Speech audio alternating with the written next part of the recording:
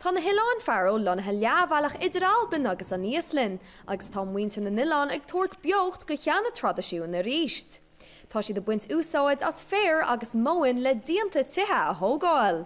Ní hamháin go bhfuil an náireacht á cuéamhnú acu ach cabhraíonn an cleachta seo le cuéamhnú na timpeallachta chomá. Tá na hOileáin gan ar ábhar agus achfaní thógáil an nádúrtha agus mar sin fearta siad fille ar an teannachaí le Díonta tithe a thógáil agus úsáid a bhaint as ábhar atá anchoitianta ar an nOileáin. Féar. Feimíonn an Féar agus an mhóin mar inslú nádúrtha le hí tuachtaí tó agus mhóra agus feimíonn siad mar inslú fuama chomá. Tá réim se leathan buntáisí ag buint leis an gleachta seo, ní hamháin ó thaobh practicúlachta agus feimúlachta de. Líon na Díonta seo isteach leis an timpeallacht agus leis an tíreach ar an nOileáin agus ní chuirann siad isteach ar an súil.